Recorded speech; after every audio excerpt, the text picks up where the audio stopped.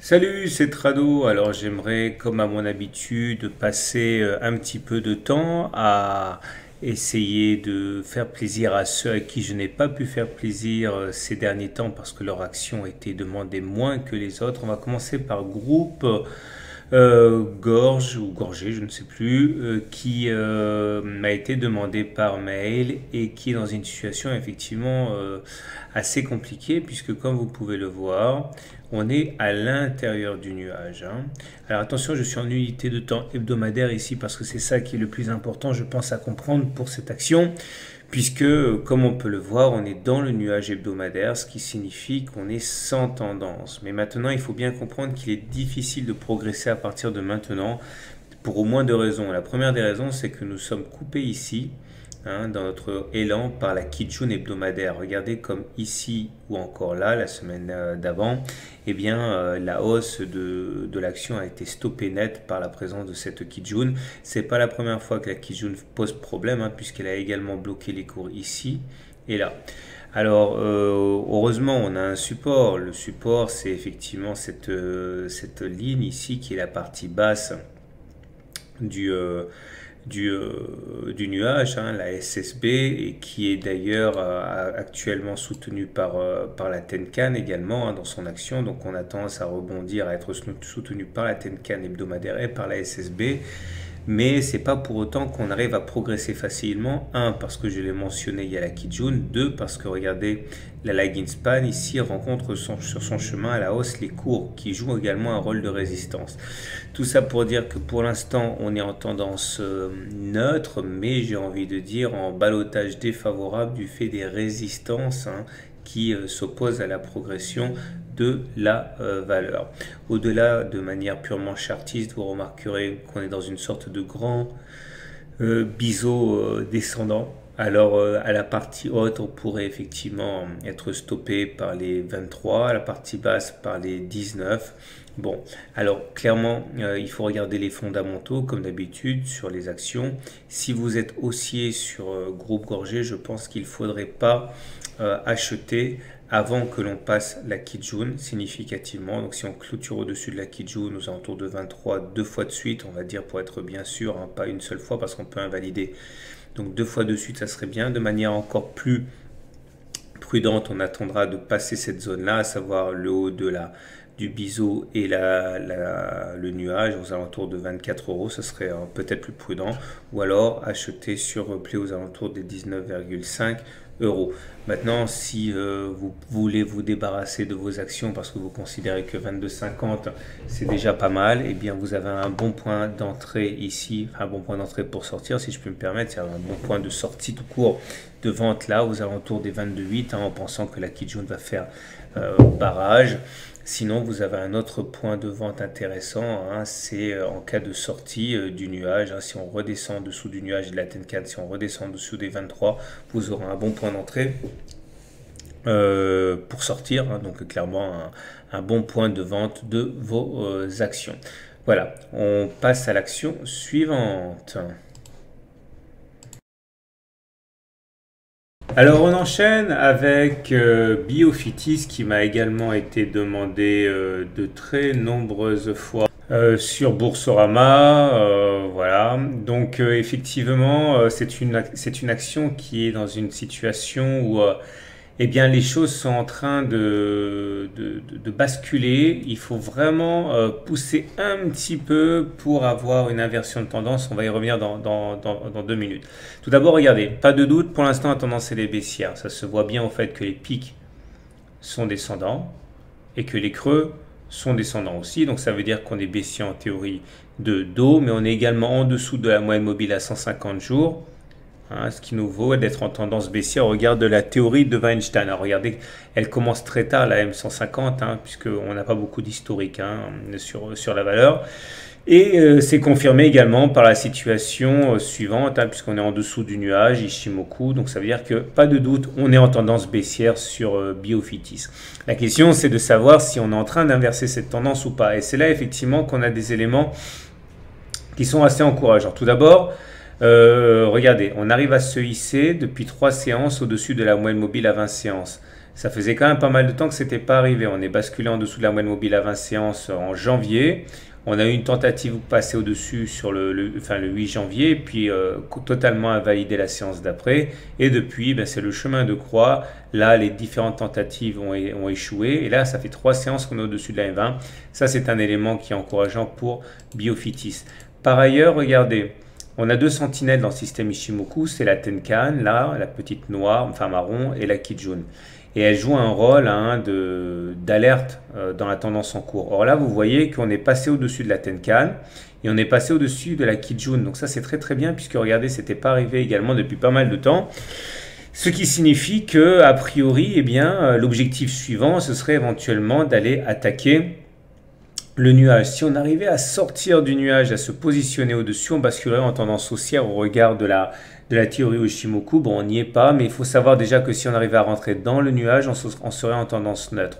Alors, ce qui est encourageant, j'ai envie de dire, c'est surtout l'analyse chartiste, puisque comme vous pouvez le voir, on est à l'intérieur d'un triangle ascendant droit, c'est-à-dire un côté qui est plat ou quasiment plat, et un côté qui monte. Il faut savoir que ce genre de figure se casse plus souvent par le haut qu'il ne se casse par le bas. Alors ça ne fonctionne pas à tous les coups, mais statistiquement, on va dire il y a plus de chances pour que l'on monte au-delà de cette horizontale plutôt que l'on descende en dessous de cette oblique. Alors l'objectif, il est assez simple, c'est de prendre la hauteur de la figure.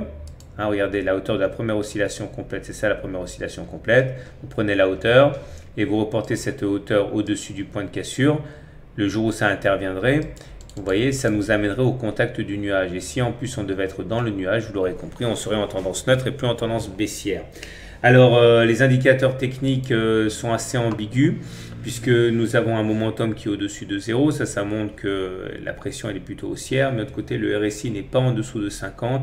Bon, c'est le fait que les indicateurs se contredisent comme ça, c'est assez révélateur et assez symptomatique d'actions qui sont dans une zone de congestion, comme c'est le cas quand on est dans un triangle. Les volumes commencent à monter, hein, regardez. Là, on a des volumes beaucoup plus importants que la veille. Et surtout, ce qui est encourageant, c'est que l'on monte, c'est-à-dire que les volumes montent sur les bougies vertes. Ça veut dire qu'il y a plus de conviction à l'achat qu'il y a lors des attaques baissières. Donc, c'est pas mal. Par opposition, regardez, au creux de l'attaque, là, on a eu des bougies quand même qui étaient assez faibles. Donc, c'est toujours bien d'avoir des volumes plus importants sur les hausses que sur les baisses, parce que ça veut dire en gros qu'il y a il y a des biscuits derrière, hein. Donc voilà ce qu'on pouvait dire. Tendance baissière au regard de la M150, au regard d'Ichimoku, au regard de la théorie de dos, mais on est en rebond technique et dans une situation graphique hein, qui est plutôt encourageante. Il faudrait vraiment passer au-dessus du nuage ou au-dessus de la M150. Alors clairement, si vous êtes acheteur sur Biofitis au regard des indicateurs, parce que vous pensez que c'est une action qui vaut plus que 6,03 €, eh bien vous avez un bon point d'entrée en cas de cassure de la figure. Là, vers les 6,7. Vous avez un autre bon point d'entrée en cas de rebond sur l'oblique ici aux alentours de 5,85. Et bien sûr, en cas de franchissement du nuage, ce serait également un bon point d'entrée parce que ça voudrait dire qu'on basculerait en tendance haussière. Regardez, hein, depuis qu'on est passé en dessous du nuage ici, enfin, on est passé en dessous du nuage là surtout. Donc on a connu toute cette vague de baisse très impressionnante. On a essayé de sortir du nuage par le haut, on n'a pas réussi. Et à chaque fois qu'on est rentré dans le nuage, on s'est fait repousser. Donc vous aurez bien compris, hein, si on arrive à passer au-dessus du nuage, ce serait un petit peu la délivrance. Voilà. Par contre, si vous voulez vendre Biofitis parce que voilà, vous considérez que c'est une action qui est déjà bien valorisée à 6,3, le bon point d'entrée, eh bien, ce serait surtout en cas de cassure de l'oblique parce qu'il risquerait d'y avoir une accélération baissière. Ou alors en cas de contact avec l'horizontale, puisque comme vous le savez, hein, c'est une horizontale de résistance. Donc ça bloque un petit peu pour la passer. Voilà. Passons maintenant à Erytech.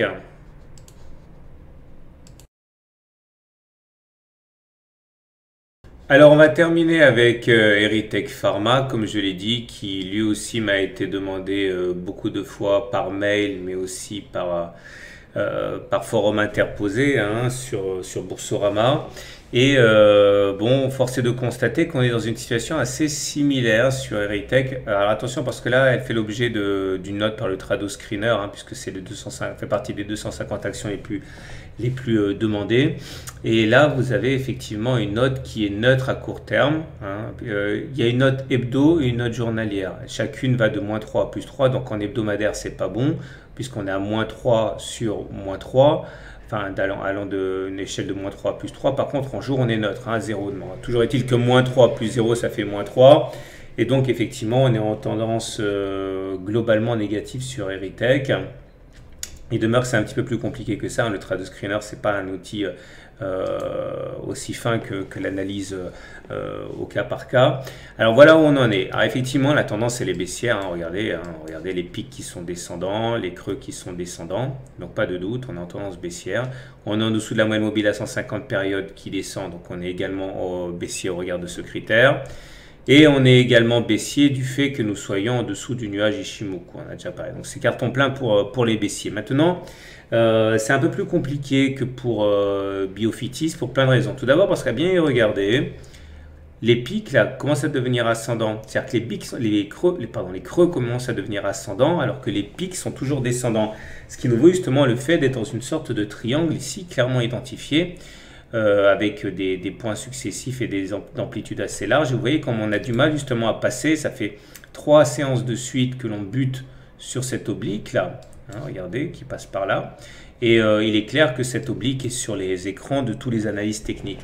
Alors, l'intérêt de l'Ishimoku ici, c'est de bien comprendre qu'on est en train justement de batailler avec, je vais enlever ça juste pour la clarté, voilà. On est en train de batailler avec le nuage. Alors d'un côté, on est capé par le haut par le nuage, on a du mal à passer à l'intérieur du nuage. Regardez, à chaque fois, on essaie de rentrer dedans, mais on se fait refouler et on clôture bien en dessous à chaque fois. Mais on a également la Kijun ici qui soutient les cours. Donc c'est un petit peu la bataille entre deux niveaux clés de l'Ishimoku. Un nuage qui pousse vers le bas et une Kijun qui veut faire rebondir les cours. Alors si on arrivait à sortir par le haut de la figure, l'objectif, vous l'avez compris, hein, c'est de prendre la hauteur de la première oscillation complète.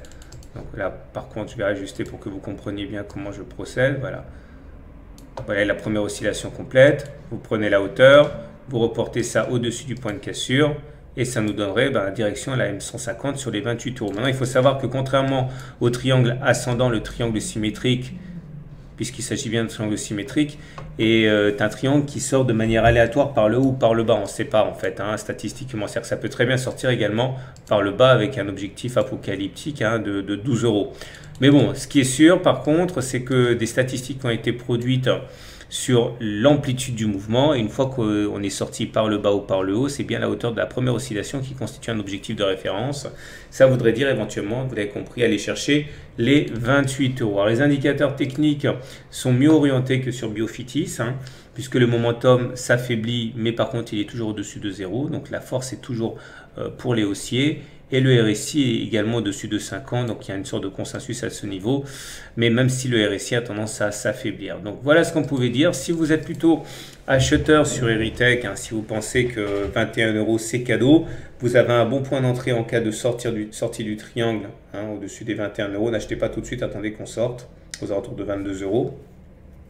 Vous avez un autre point d'entrée également si on arrive à sortir du nuage, puisqu'on se mettrait en tendance haussière au regard du système Ishimoku, donc au-dessus de 23,5 €.